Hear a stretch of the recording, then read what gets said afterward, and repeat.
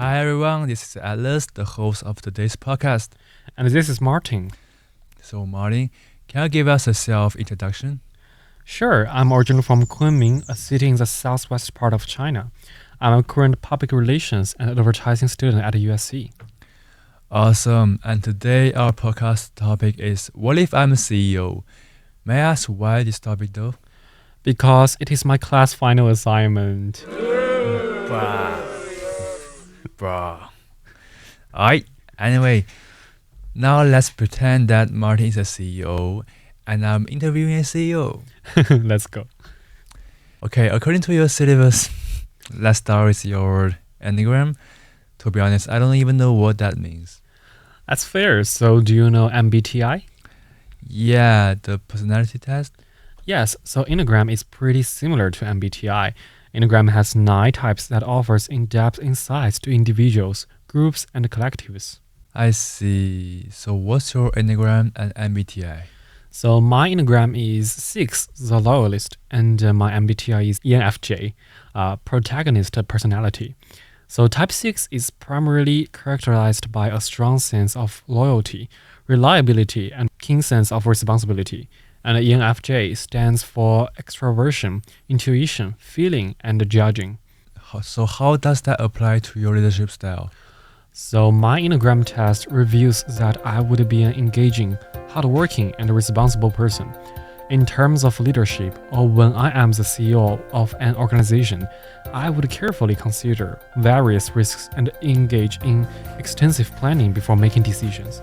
I would also remain loyal to my organization, my brand, and my employees. Furthermore, I would work diligently to ensure that I am a valuable contributor to the organization. However, sometimes I may overanalyze situations, which could delay decision-making. I also need to learn that it's important to ask for help from others. Additionally, my MBTI type, ENFJ, reveals similar characteristics about me. That's fun to learn. Now I want to do my personality test as well. So from all the characteristics, can you define yourself with one word? I think that would be complicated. Complicated? Yes, complicated. Just like any human being, I don't always know what I want. Sometimes I find myself confused about why I am overthinking or thinking in a certain way. At times, emotions and thoughts seem to come out of nowhere, and all I can do is learn how to handle them.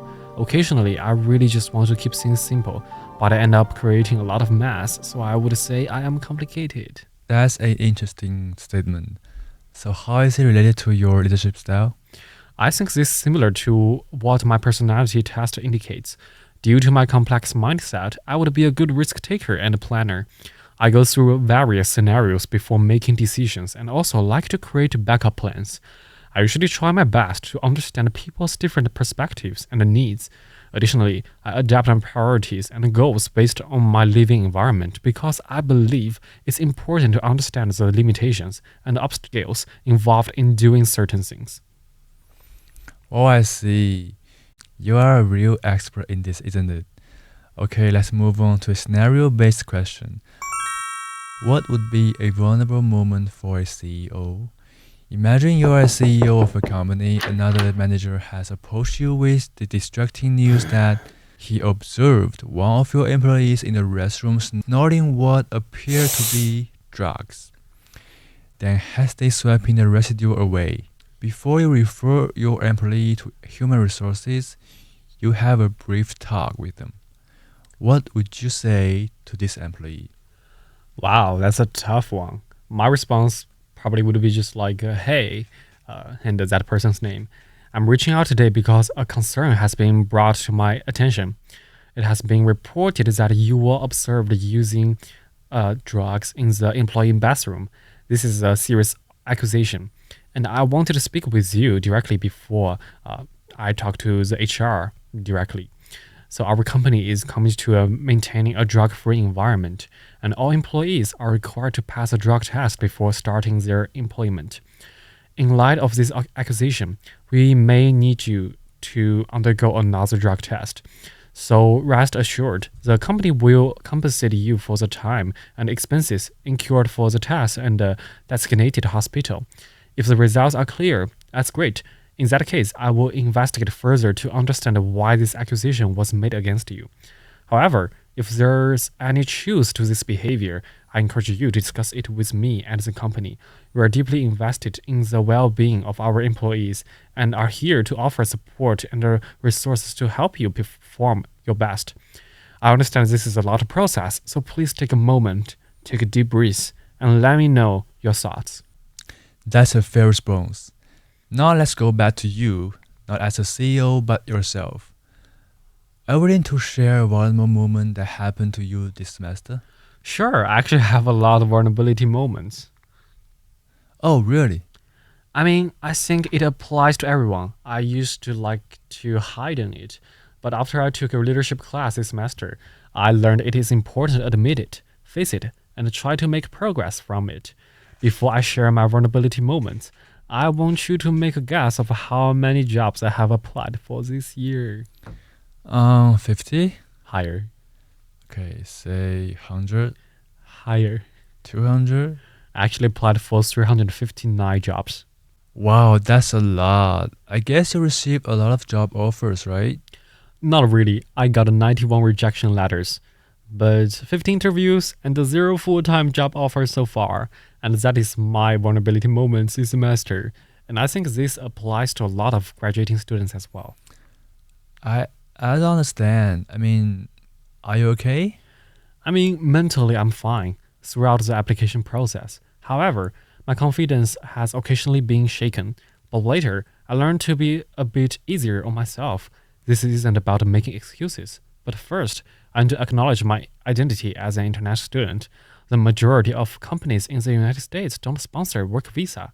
So when you answer yes to the question on the application form about needing sponsorship now or in the future, the system often filters you out automatically. In many cases, this happens before the HR department even reviews your CV and resumes, resulting in an automatic rejection letter. After experiencing this a few times, I realized I needed to try a different strategy. What is it? It's networking.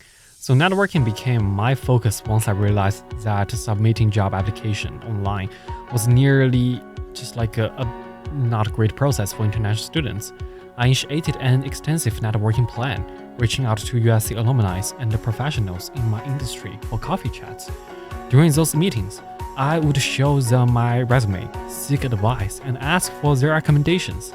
This process proved incredibly valuable. Even though they didn't directly refer me for a job, they affirmed that I was on the right track. They also acknowledged the difficult situation for international students and a slim chance for securing a job in the States, but reassured me that my experiences were nonetheless impressive. Many were quite impressed with my efforts and respected my honesty and initiative in seeking help. Also, I didn't secure a job. I received valuable advices and expanded my network significantly. Additionally, as a multimedia journalist at USC Annenberg Media, my network efforts enabled me to secure interviews with individuals I could never have imagined meeting. This experience also gave me the courage to continue searching out to the others. That's really inspiring. I'm sure your story can help a lot of students in similar situations. Martin, thank you so much for being here today. That's all for today's podcast. Thank you for listening. This is Atlas. And good luck to everyone who is doing job applications. I hope you can enjoy this little show. Bye for now.